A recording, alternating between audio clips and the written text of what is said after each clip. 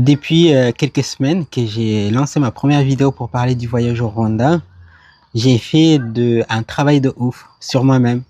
Au début, le fait de proposer ce voyage au Rwanda, c'est quelque chose qui se voulait aussi pour accompagner les personnes avec l'étude du coaching.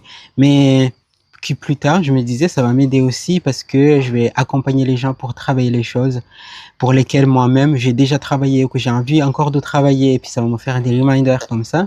Mais pour finir, ça a commencé dès la première vidéo que j'ai fait. J'ai remarqué des réactions des gens qui comprennent rien, qui font des réactions bizarres. La dernière fois, il y en a un qui m'a dit, bah ouais, tcha, on va rencontrer les dieux du Rwanda. Mais en fait, le dieu du Rwanda, je sais pas s'il existe. Et puis, même s'il existerait, qu'il y aurait des rituels pour l'adorer, je ne sais pas où ça se passe, ça m'intéresse pas.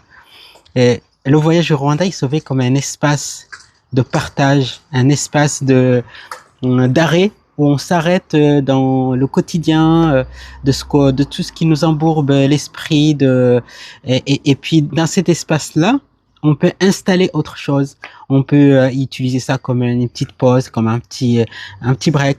C'est pour ça qu'au début c'était déjà ouvert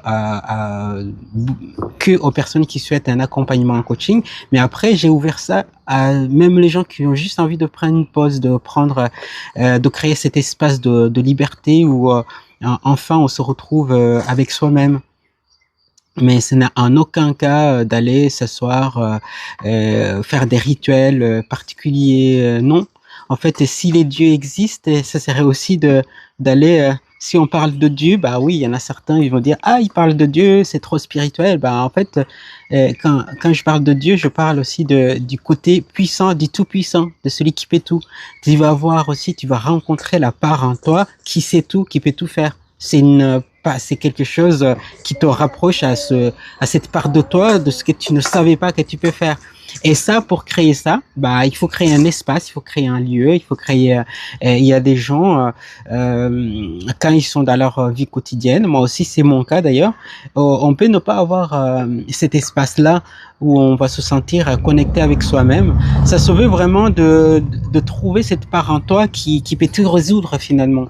Donc c'est pour ça que le voyage au Rwanda, donc ça sera en aucun cas je vais pas être là à parler du coaching tous les 15 secondes. Non, c'est si la personne, ça lui parle, qu'elle a envie d'en savoir plus, on discutera, ça sera un lieu d'échange, parce que ça sera pas que les gens d'ailleurs qui ont choisi de faire un accompagnement, c'est aussi ouvert aux gens qui ont juste envie qui ont déjà senti ce côté qui vivent quand ils sont dépaysés, quand ils sont dans l'effort physique et du relâchement qui s'ensuit. C'est pas quelque chose qui parle à tout le monde du tout.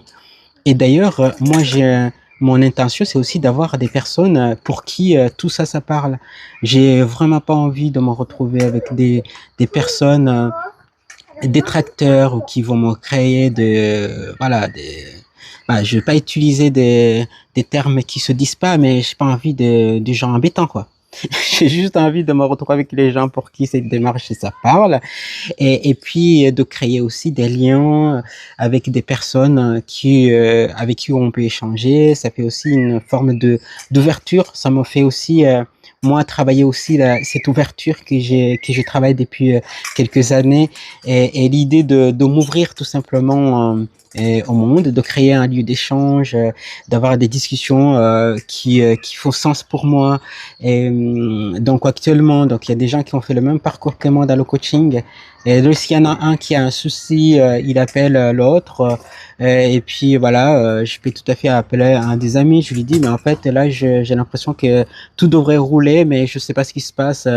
Aide-moi à voir. Avec son regard extérieur, il va m'aider à débloquer certaines choses. Et moi, la prochaine fois, je fais les choses dans l'autre sens. C'est aussi de multiplier aussi le lien des relations comme ça.